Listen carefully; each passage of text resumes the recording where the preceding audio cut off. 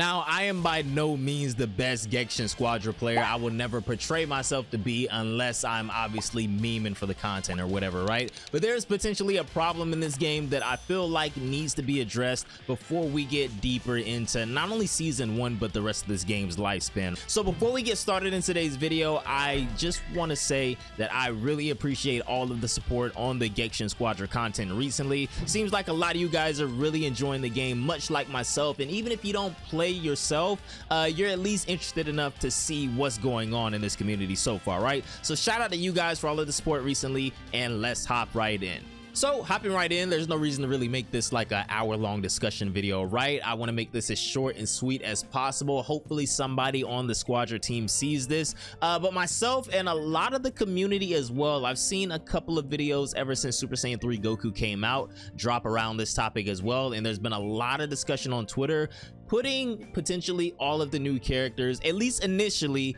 behind a paywall on release is kind of, I feel like, not the best idea for the growth of the game. So take Super Saiyan 3 Goku for example.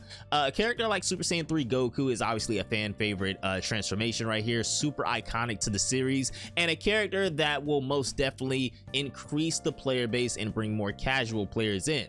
So when these new casual players that maybe, you know, have seen promotion for the game, maybe their favorite content creator did a video or two on it, or even, you know, they just realized that there was a new Dragon Ball game and they don't really know what a MOBA is, right? Not everybody has played League of Legends or Dota or Smite before. I know myself, I've done a little bit of League of Legends, but those other titles, I also played Pokemon Unite before too, obviously, but those other titles, you know, maybe those just have never caught your attention. So now you decide to look into this new Dragon Ball game that you've been seeing cause a little bit of buzz. It's a MOBA game. You're not really too used to this genre, so you want to pick it up because you see that Super Saiyan 3 Goku is in the game, but then you realize that you have to spend, what is it, I think like $6-7 to get this character. Odds are, if you're a casual player, maybe it's your first time checking out the game, you're not willing to invest like that right away just for this character, and you pick up and play the game and maybe you don't even like it, or maybe it's not something that you find yourself coming back to play every day or something like that. And this seems to be the mindset of a lot of people right now ever since Super Saiyan 3 Goku's release. Now, what I think Bandai could do instead is, I know that every week or something like that, every couple of days, I'm not too sure how often the trial characters refresh, the characters that you're able to play for free for a couple of days.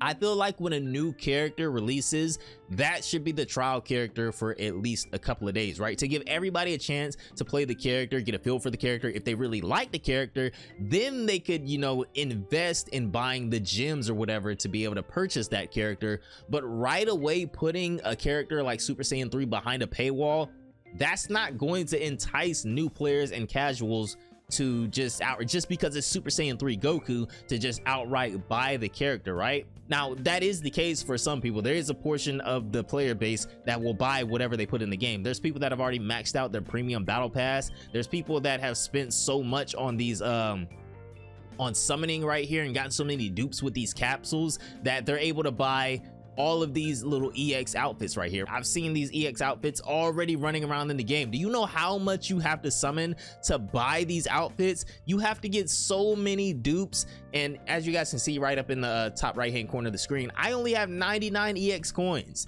One of these skins costs 1,000. There are already people with all of these. There are already people with all of the characters, all of the outfits, everything in the game right now.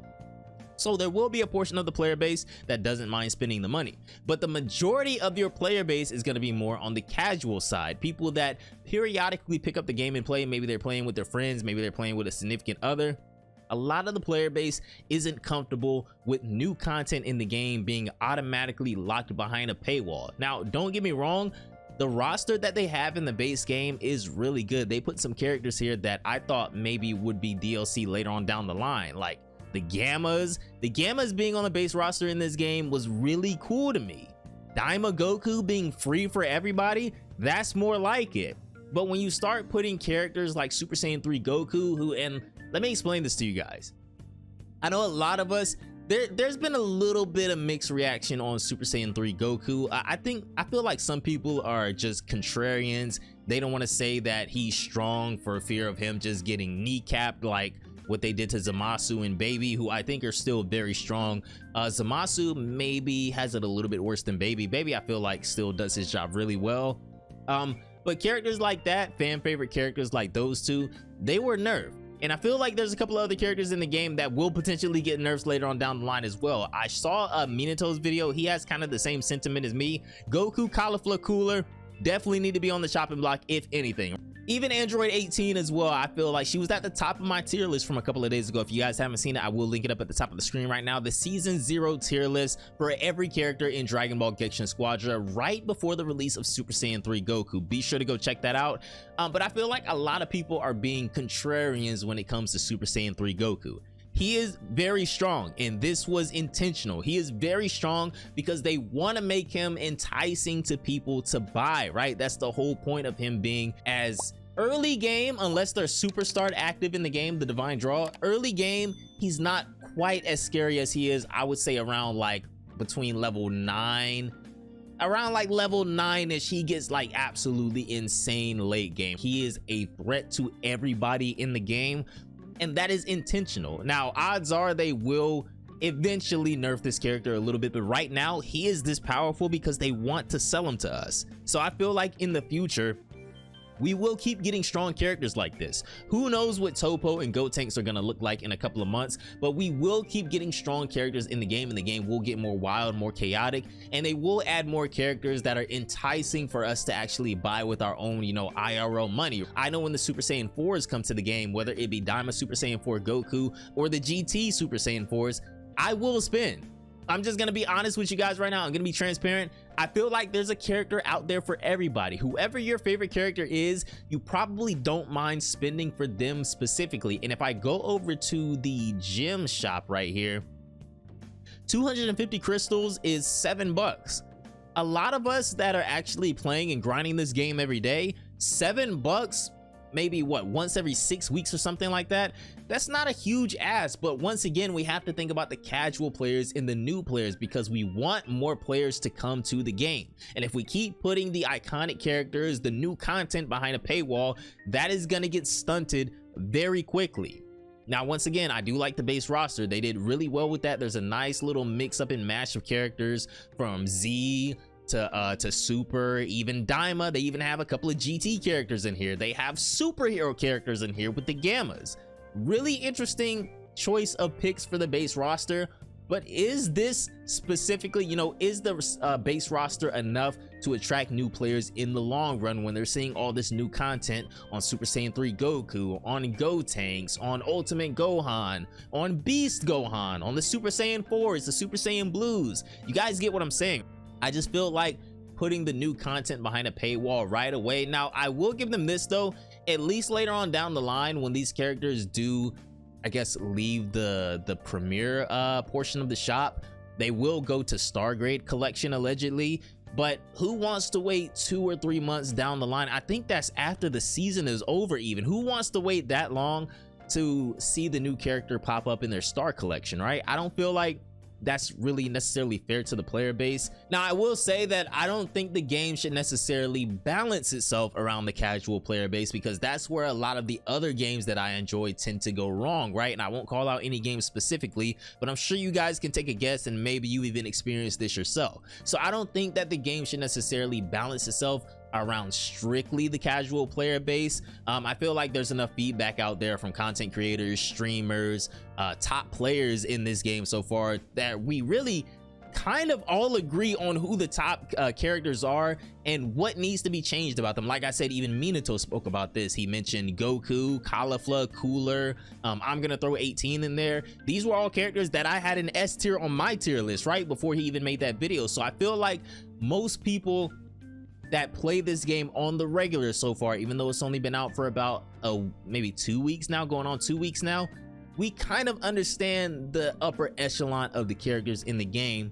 But we also understand, I guess, for lack of better words, you could say questionable business practice. Now, like I said before, I'm not the most familiar with other MOBAs. I played minimal amounts of League. I'm not the most familiar with Smite, Dota, what are the other ones, Heroes of the Storm, things like that. If you guys have more experience with those MOBAs, let me know down below in the comments. The most that I know about them are that they also are free to play MOBAs.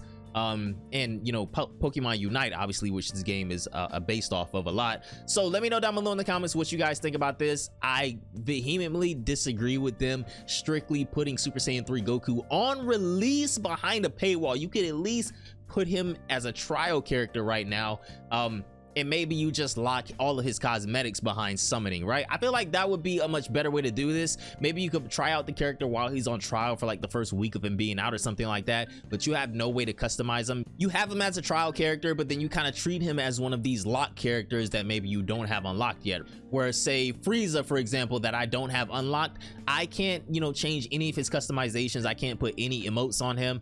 That I feel like would be a better way to do this. Now, another potentially good idea that I think that they could implement that could possibly be a little bit more healthy for the player base, especially since, you know, no matter what game you play, there will be a free-to-play community around it, and I don't think they should be forgotten about as well, right?